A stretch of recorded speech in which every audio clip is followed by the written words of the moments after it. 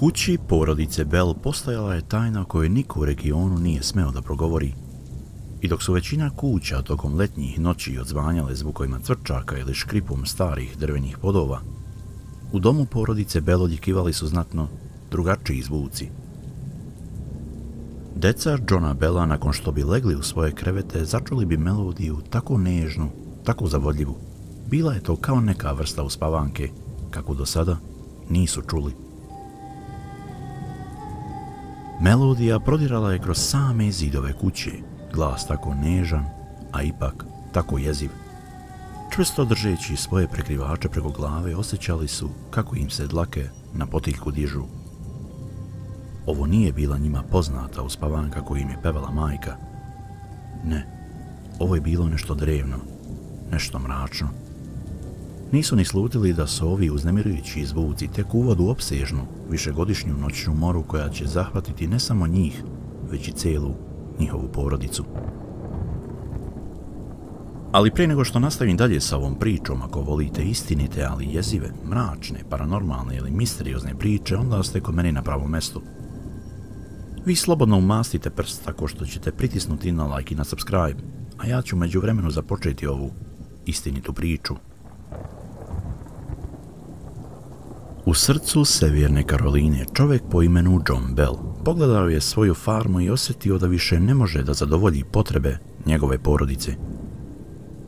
John, koji je bio odani otac i divan muž, uvijek je tražio ono najbolje za svoju porodicu.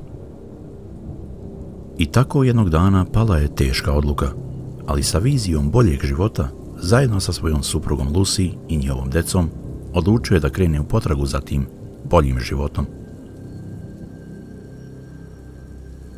Nakon što su sve svoje stvari pažljivo spakovali, krenuli su na putovanje koje će ih odvesti do obilnog zemljišta pored Crvene reke u Robertson okrugu. Oni nisu samo tražili veći prostor, već i priliku za novi početak na mestu gdje bi mogli da izgrade jednu potpuno novu zajednicu. Kada su konačno stigli, pred njima se prostiralo 1000 hektara neiskorišćene zemlje. U to vrijeme to je bila gotova nenaseljena divljina. Ali za Johna i njegovu porodicu to je bio izazov koji su s nestrpljenjem prihvatili. Želeli su ne samo da izgrade dom, već i da postave temelje za buduću zajednicu. U početku oslanjali su se na podršku retkih porodica koje su već bile tamo, sa nadom da će zajedno stvoriti naselje gdje će njihova deca i buduće generacije živjeti i napredovati. John Bell bio je kao stvoren za ovaj zadatak.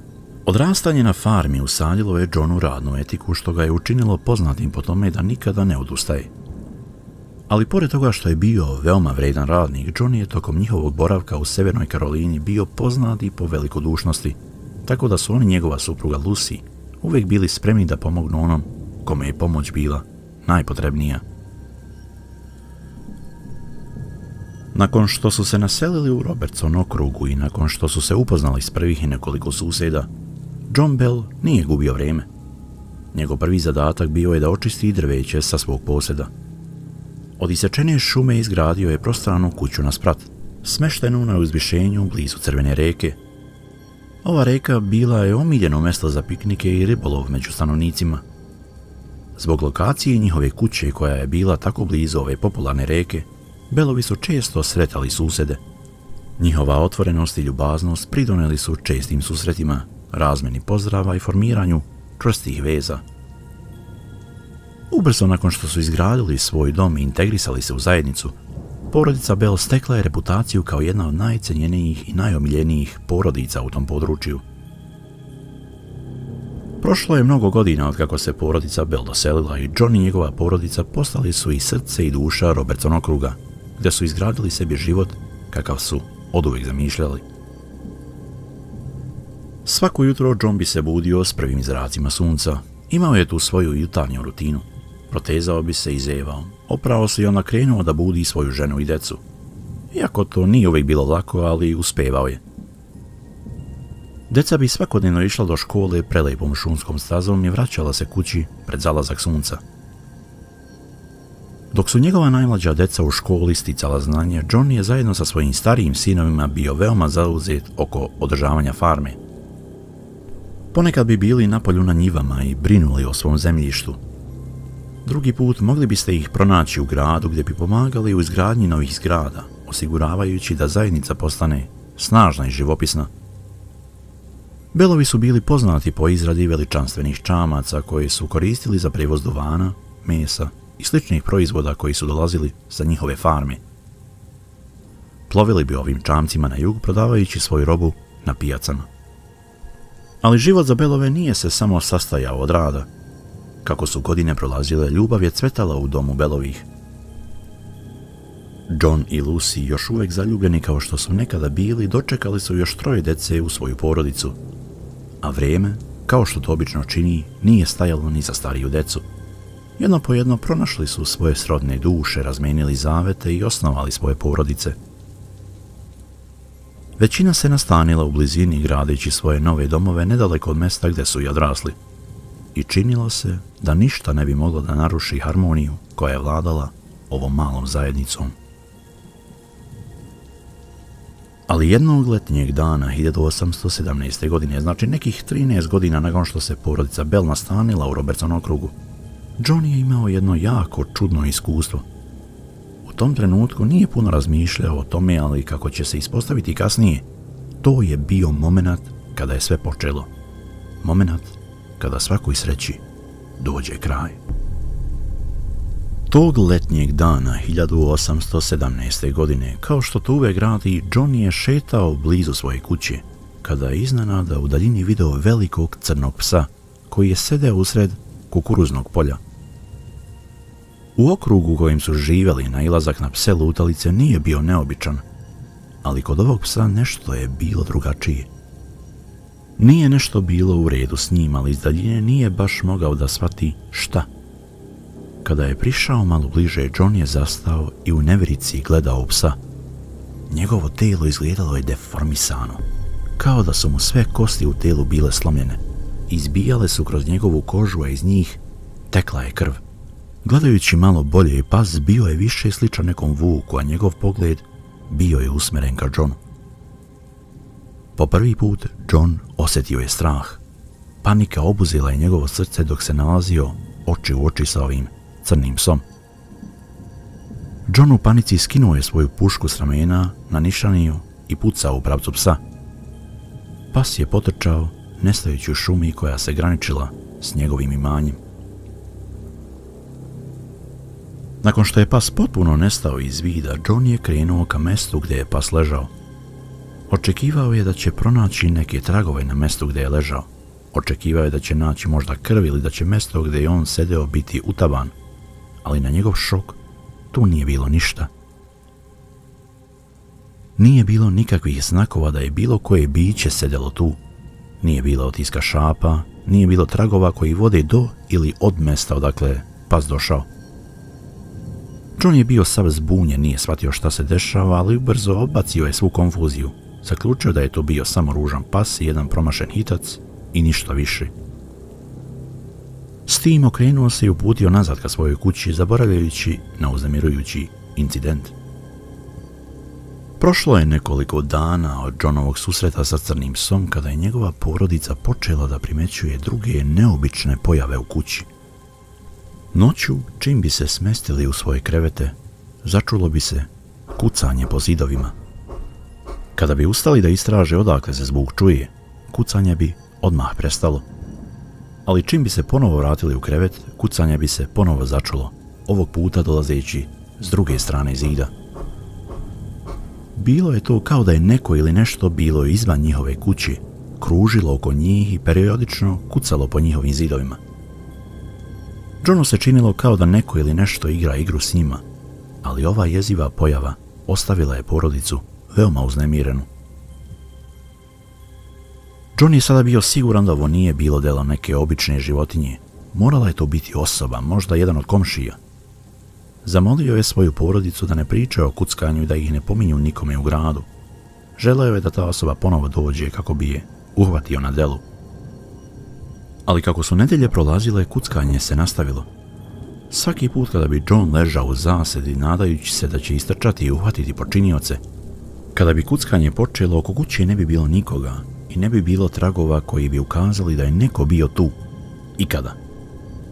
Misteriozni i uznemirujući zvuk kuckanja postao je način mučenja za cijelu porodicu. Ali to je bio tek početak. Malo li su znali da su ti zvuci bili uvod u još čudnije i jezivije događaje koji će promijeniti porodicu Bell zauvek. Jedne majske večeri 1818. godine, otprilike godinu dana nakon što je John video deformisanog psa u kukuruzištu i nekoliko mjeseci kako su misteriozna kucanja počela da se čuju u njihovoj kući, počeli su da se dešavaju novi jezivi događaji. Njegova 4 sina spavala su u svojoj spavaćoj sobi kada su naglo probuđeni zvukom koji je podsjećao na pacova koji je kao da grebe nogaru njihovog kreveta.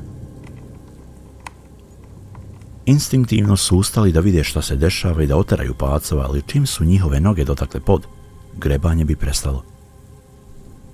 Razgledali su naokolo, pretražili su svaki delić sobe, ali od pacova ni traga. Nikada su pregledali krevete da vide gdje je pacav grebao nogaru, bili su iznenađeni jer nogare su bile čitave, nisu imale ni jednu grebotinu.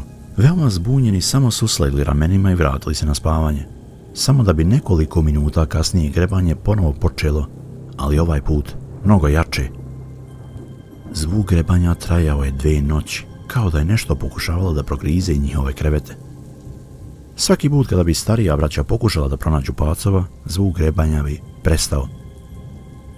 Ali 3. noći desilo se nešto neočekivano. Pojavio se novi jezivi zvuk. Dok su dečaci ležali u krevetu iscrpljeni od prethodnih noći, čuli su zvuk koji je ličio na gušenje i dolazio ispod njihovih kreveta, praćen gutanjem, mljackanjem i grebanjem.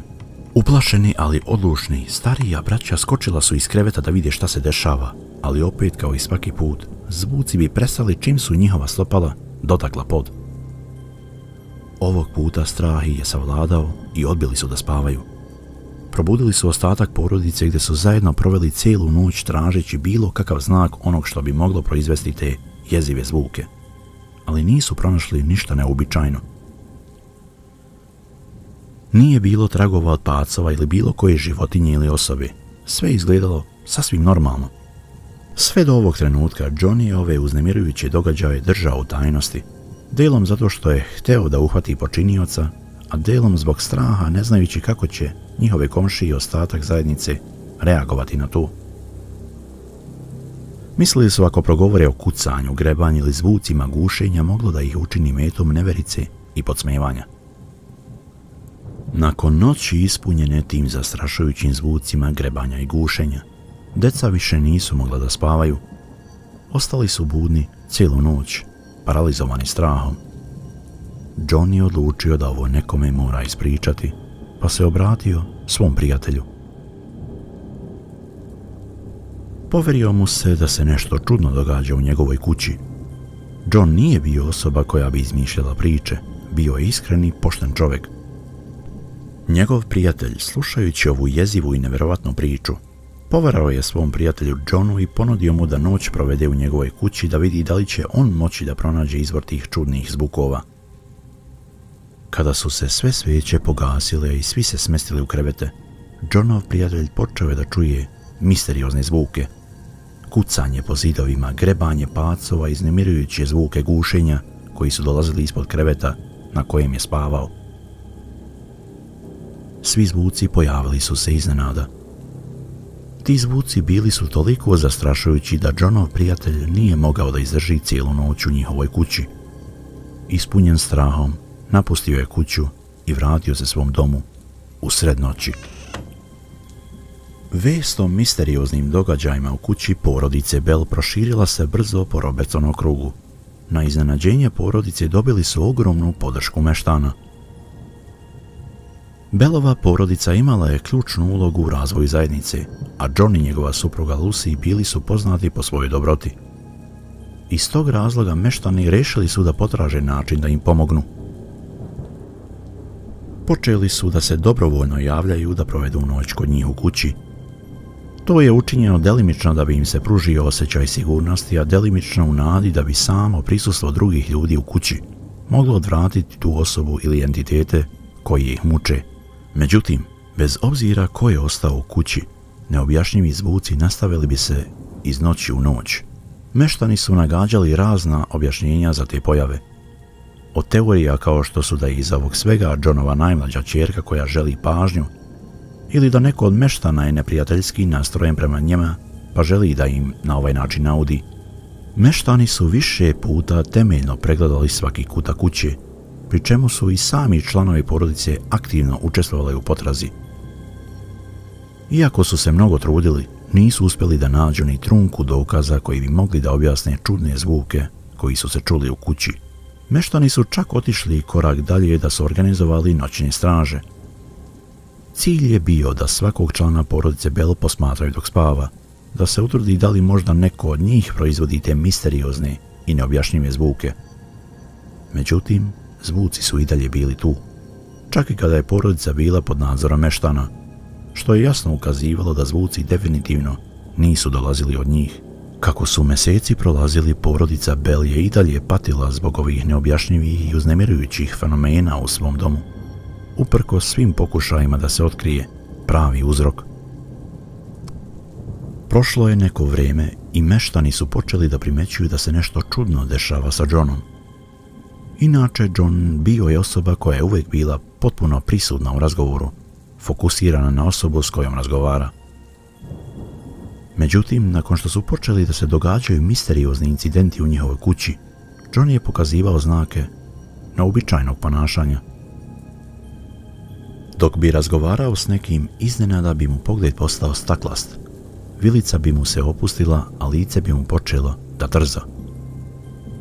U početku su trzaji bili suptilni samo oko njegovih očiju, ali vremenom postajali su sve gori, do te tačke da mu je vilica počela da drhti nekontrolisano. Ali kada bi se trzaji konačno zaustavili, John bi bez riječi napustio mjesto gdje se nalazio i vratio se kući. Odlazio bi direktno u svoju spavaću sobu i satima bi samo sedeo na krevetu. Bilo je dana kada nije izlazio iz sobe, nije želeo ni da jede, ani da pije, samo je buljio u zid. Porodica Bell osjećala se kao da su zatočenici u vlastitom domu, nesigurni u to šta ili ko izaziva niz neobjašnjivih i uznemirujućih događaja. Većina meštana je kasnije izjavila da smatra da iza svega stoji njihova komšinica Kate Butts. Ona je bila poznata kao neugodna i nesrećna osoba s obzirom na to da joj muž bio invalid i da su joj djeca umrla veoma mlada. Kate je također imala naviku da koristi složene riječi u razgovoru, ali na pogrešan način, što je dodatno stvaralo sumnju kod meštana. Kada je Kate čula za ove glasine, osjećala se duboko uvrijeđeno i izričito je navela da nema nikakve veze sa misterioznim događajima koja su pogađala porodicu Bell. Do septembra 1820. godine jezivi incidenti u kući porodice Bell trajali su 3 godine. Iako su se nekako navikli na to, stanje Johna Bella se pogoršavalo. Kako je vrijeme odmicalo, John je postajao sve više izolovan i depresivan. Postao je senka čovjeka koji je nekada bio. Njegovi nervozni tikovi postajali su sve češći. Nakon tih napada sedeo bi u svojoj spavaćoj sobi, puljeći u zid, u tišini i to sve duže i duže. U privatnim trenucima sa svojom ženom Lucy, John je izrazio osjećaj da ga neko ili nešto muči do smrti. U kući porodice Bell svi su se brinuli o Johnu i njegovom zdravlju i trudili su se da mu na sve moguće načine pomognu da se oporavi. Njegova ćerka Esther, iako udata, imala je svoj dom, bila je svaki dan tu i brinula se o svom ocu. Jednog dana njegova ćerka odlučila je da pokupi jaja iz kokošinjca koji se nalazio preko puta njihove kuće. Dok je išla putem, čula je nešto što je zvučalo kao koraci iza nje. Okrenula se i vidjela je ženu u crnom sa spuštenom glavom i šeširom, koja je išla istim putem kojim je ona upravo prošla. Ali žena išla je u pravcu njihove kuće. Esther nije prepoznala tu ženu, ali je pretpostavila da je to sigurno neko od meštana, pa je nastavila dalje svojim putem. Nakon što je pokupila jaja, Esther primijetila je da je žena sada znatno bliže njihovoj kući. I dok se Esther polako približavala toj ženi u crnom, Pozdravila je, ali žena nije reagovala na njen pozdrav. Samo je nastavila veoma laganim koracima prema Bellovoj kući, pomalo nesigurna ko je zapravo ova žena koja ne reaguje na pozdrave. Ester je zastala na momenat i u tom istom trenutku žena u crnom stala je kao ukopana. Skinula je svoj šešir i pustila svoju zapetljanu crnu kosu da padne preko lica. Zatim je podigla svoje ruke i prstima počela da češlja svoju kosu. I dok se Ester polako približavala da vidi da li je ženi dobro, svaki put kada bi Ester napravila korak, ženine ruke su sve brže i brže kretale kroz njenu kosu. Kada je Ester prišla samo na nekoliko koraka i stala od ove čudne žene, sa užasom shvatila je da žena ne češlja svoju kosu prstima, nego da je zapravo čupa. Ester je bila toliko blizu da je mogla da čuje kako čupa kosu s glave. Prestravljena prizorom, ispustila je korpus jajima i pobjegla u kuću, zaključavši vrata iza sebe. Tada je Ester počela da vrišti, dozivajući svoju sestru koja se u tom trenutku nalazila u kući. Obe odlaze do prozora i gledaju napolje. Žena u crnom na istom je mestu gdje i dalje čupa svoju kosu. Tada iznenada zastaje, ruke joj i dalje upletene u kosu, podiže polako svoju glavu i gleda direktno u Ester i njenu sestru. Ostale su zapanjene njenim jezivim pogledom i licem koje je bilo obliveno krvlju. I dalje gledajući u njih, polako spušta ruke i beži iza kuće. Uspaničene Ester i njena sestra trče do ulaznih vrata, otključavaju ih i trče iza kuće za ženom u crnom. Tada su je vidjele kako preskače ogradu i ulazi u njihovo dvorište, ali na šok sestara žena u crnom bila je u pratnji 3 devojčice koje do sada nisu vidjele. Devojčice su bile obučene u duge bele haljine, imale su istu dugu crnu kosu. Žena u crnom i 3 devojčice nakon što su preskočile ogradu, odlaze do drveća koje je bilo posađeno na Bellovom imanju, gdje je svaka od njih stala ispred jednog drveta, što je sestrama bilo zanimljivo jer na imanju nalazila su se tačno 4 drveta. Okrenule su se prema sobi u kojoj se nalazio njihov otac John i uperile su prstom u prozor. Sestre ugledale su njihovog oca Johna kako stoji na prozoru i gleda direktno u ženu u crnom i 3 devojčice. Sva uspaničena Ester zgrabila je sestru za ruku gdje su otišle ponovo u kuću i otrčale do Johnove sobe gdje su ga vidjele na krevetu kako leži nepomično, a koža mu je bila bleda. Svi pokušaji da ga probude bili su neuspješni. Tada je Ester otišla do porodičnog ormarića za lekove, samo da bi vidjela da je cijeli ormarić skoro prazan. Umjesto lekova našla je nepoznatu staklenu bočicu u kojoj se nalazila neka tamna tečnost. Sestre, zbunjene i zabrinute, pozvali su lekara da pregleda Johna i da li može da identifikuje kakva se tečnost nalazi u bočici. Po dolasku lekar bio je zbunjen Johnovim nereagovanjem. Nije mogao da pronađe uzrok njegovog stanja. Što se tiče misteriozne tečnosti, predložio je da je testiraju na nekoj životinji sa farme kako bi razumeli njene efekte. Porodica pronašla je mačku lutalicu gdje su joj dali malu dozu ove misteriozne tečnosti. I samo u roku od nekoliko minuta mačka je umrla. Porodica se ubrzo okupila gdje su svi izjavili da niko nikada nije video u bočicu i odakle je ona zapravo tu. Što se tiče Johna, ostao je nesvjestan sve do sljedećeg jutra, kada je preminuo. Nakon njegove smrti niz jezivih događaja u domu Bellovih, kao da je neko odneo rukom. Sve je prestalo. Iako su neki meštani i dalje tvrdili da su vidjeli čudna svjetla na imanju i da su čuli jako jeziv glas kako peva uspavanke.